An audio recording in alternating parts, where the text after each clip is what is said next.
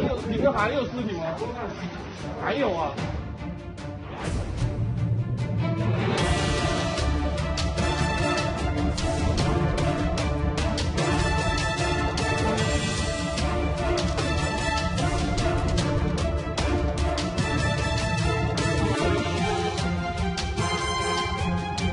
중국이 항의를 하자 그 사이에 번복을 했던 것 같습니다.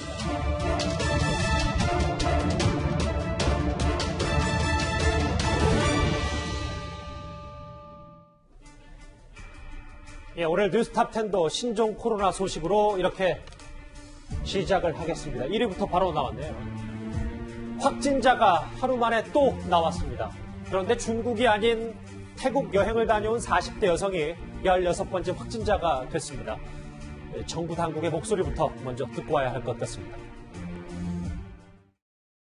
중국의 감염이 계속 확산되고 있어 지금부터 일주일에서 열흘 정도가 정말 중요한 고비가 될 것이라고 16번 환자인 경우에는 저희가 판단을 해도 이상한 점이 많기 때문에 단지 태국이라고 특정하기는 현재로서는 어렵고 조사를 해서 더 정확한 감염 경로를 좀 확인을 할 필요가 있겠다.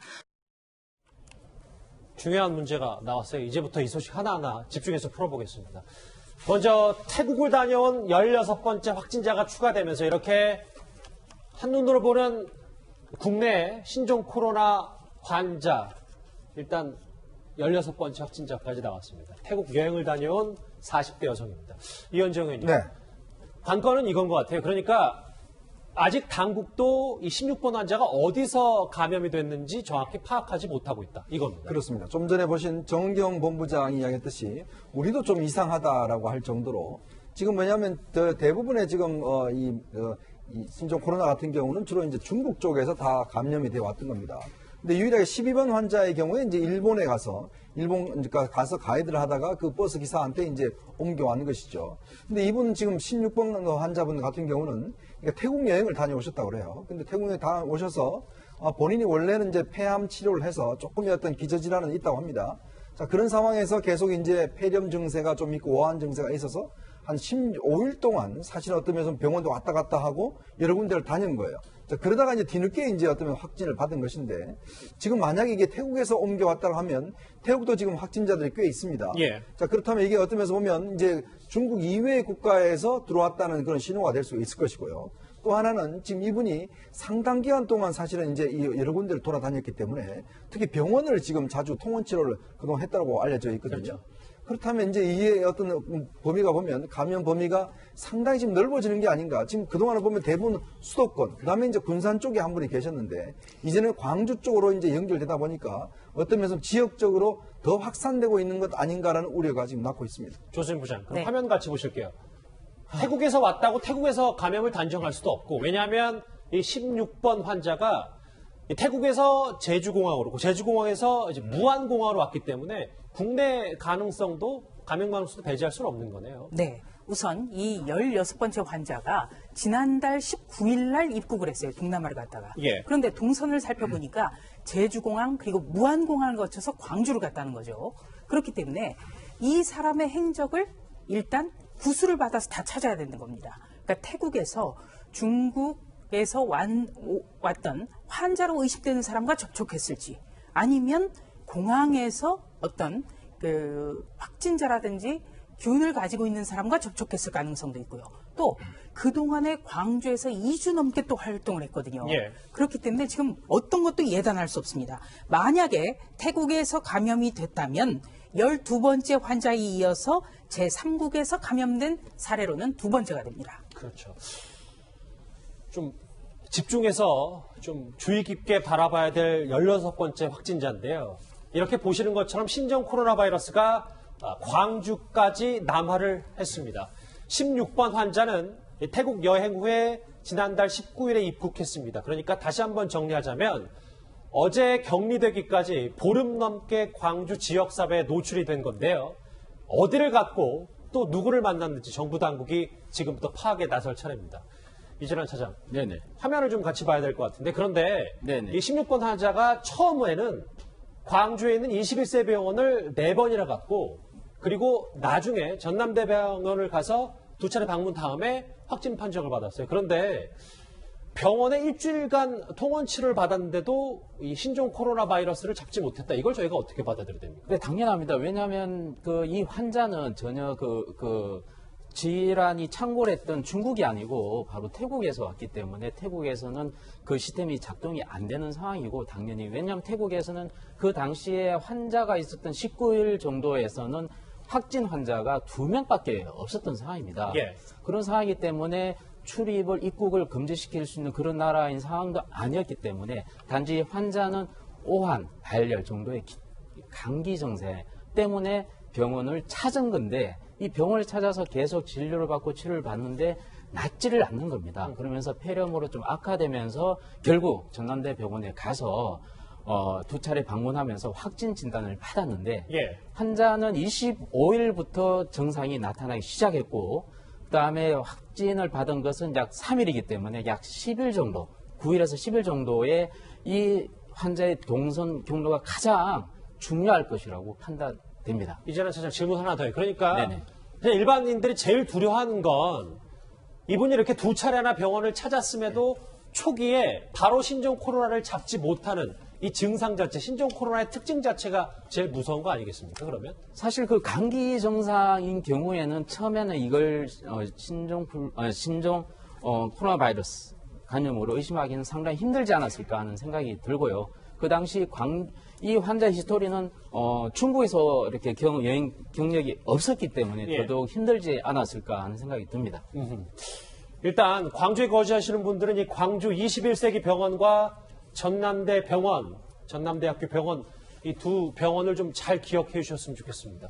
최진봉 교수님, 그런데 예. 이게 지금 일각에서는 이 16번 환자가 신종 코로나 바이러스에 감염된 게 일부 인터넷 커뮤니티, 그러니까 맘카페를 중심으로 활성화됐다. 그러니까 이제 사전에 정보가 유출됐다. 이런 얘기가 있더라고요. 아마 그렇게 보여져요. 그러니까 이게 어떻게 되면 보건행정과 감염관리팀이라는 곳에서 작성한 것으로 보이는 문서가 떠다니고 이게 인터넷상에 옮겨졌다는 것이죠. 물론 이름에는 성만 놔두고 가리긴 했어요. 그런데 문제는 뭐냐? 성별, 나이, 거주 지역 이런 부분들이 다 포함된 정보거든요. 그래서 저런 정보는 개인정보이기 때문에 나오면 안 되는 겁니다.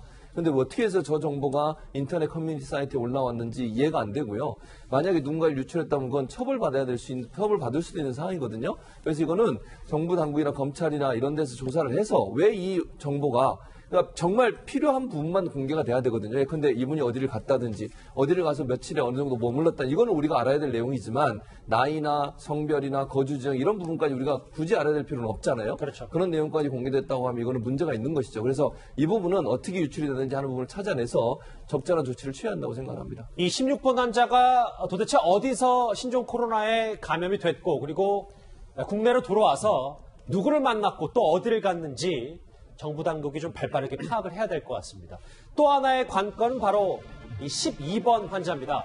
오늘 정부 당국 발표에 따르면 12번 환자의 접촉자가 또 2배 이상 늘어난 것으로 확인이 됐습니다. 12번째 환자와 14번째 환자가 이제 부부신데요. 두 분께서 이제 진단되기 전에 좀 지역사회의 동선이 많은 편입니다. 이현정 의원님, 네. 저 화면 같이 보실게요. 어제까지 우리 국내에 이 신종 코로나 접촉자 수가 1000명이 안 됐었는데 오늘 갑자기 1318명으로 늘어났단 말이죠. 이게 확실히 12번 환자가 갑자기 접촉자 수가 늘어난 게 이게 좀 한몫했다고 보아야 되는 겁니다. 그렇죠. 이 곡선을 보시면 굉장히 가파르게 상승하지 않습니까? 이거 왜 그러냐면 이 12번 환자 같은 경우는 이제 중국 분인데요. 이제 가이드 하는 분이에요.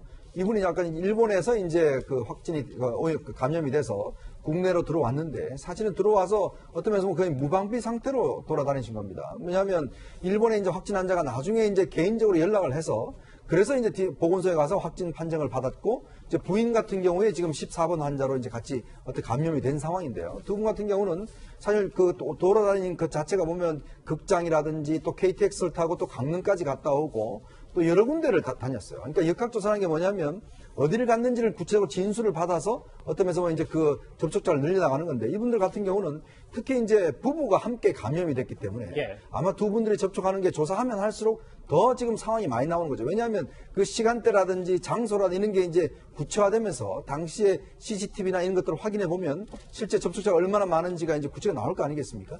그렇기 때문에 이 12번 환자의 어떤 조기 발견이 어려움으로 해서 실제로 지금 접촉자가 기하급수로 늘어나고 있는 것 같습니다. 지금 화면 다시 한번 보실게요. 그러니까 12번 환자의 접촉자 수가 그제보다는 어제, 지난 2일보다는, 그제보다는 어제가 거의 2배 이상 늘어났고, 오늘도 2배 가까이 늘어나서 666명입니다. 네, 최전봉 교수님. 네. 지금, 저희가 지금 주제로도 짚어본 목동 학원가 얘기를 지금부터 안 해볼 수가 없는 게, 이 목동에 학부모를 둔, 이게 자녀를 둔 한 학부모가 영화를 봤는데 그 영화를 본 주변에 바로 이 12번 확진자 부부가 있었다는 거죠. 그렇습니다. CGV 부천역점에서 영화를 봤는데 이분이 사는 곳은 뭐 이게 목동인 것 같아요. 왜냐하면 자녀가 3명 있는데요. 그 자녀들이 초등학교 다니고 그다음에 유치원을 다니고 있어요. 근데 바로 옆좌석에서 앉아서 봤다는 겁니다. 영화를. 그 당시에 12번 환자는 당시 초기 증상이 있었던 상태고요. 그렇다고 하면 격리 대상이거든요.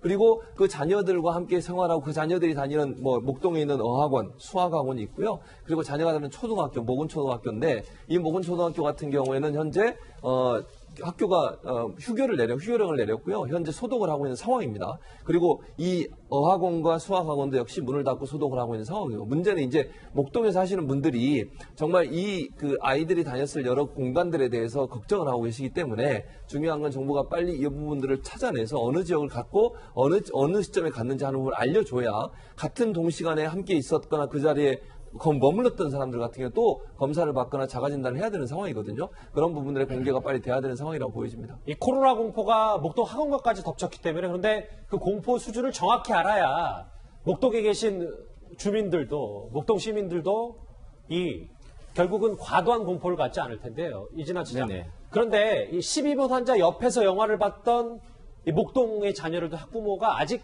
발열 증세는 없고 아직 확진 판정을 받은 건 아니잖아요. 이 부분을 좀 잘 봐야 되는 거 아닙니까? 네, 맞습니다. 지금 26일 날 영화관에서 같이 옆좌석에 앉아서 마주본 좌석이 아니라 옆좌석이라서 일단은 좀 지켜보고 있는 상황인데 벌써 우리 그 코로나 바이러스 같은 경우는 잠복기가 굉장히 짧고 전파력이 굉장히 높다라고 했습니다. 근데 26일 이후로 한 10일 정도 지났고요. 그 A씨 같은 경우는 아직까지 그 환자가 어떤 증상이 나타나거나 그러지 않은 상황에서 그 자녀분이 또 접촉이 같이 살고 있다고 해서 자녀의 어떤 초등학교나 유치원에서 지금 문 닫고 지금 난리 법석이 났는데요. 예.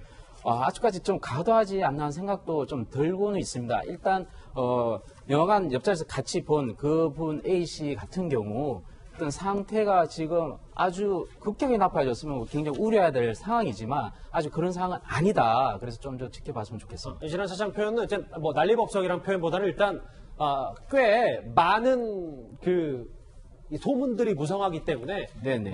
찝찝한 당연히 무서운 건 이해가 됩니다만 맞습니다. 그래도 네. 과도한 공포는 좀 금물이다 이런 네네네. 말씀이시죠. 알겠습니다. 이렇게 뭐 오늘 태국을 다녀온 16번 환자도 있고요. 중국 외 지역에서의 감염자가 잇따라 발생하면서 좀 우려도 커지고 있는데 그런데 우리 국내로 입국한 외국인들 전면 금지하기로 했던 이 정부 과정에서 허점이 있다는 지적도 나오고 있습니다. 관련 목소리 한번 들어보실까요? 중국에서 입국하는 모든 내외국인에 대하여 주소와 연락처를 확인하는 특별 입국 절차도 아울러 시행되었습니다. 이를 통해 직접 그 입국자에 대해서 전화를 걸어보고 확실히 연락이 되는 입국자에 한하여 입국이 허용되고 있습니다.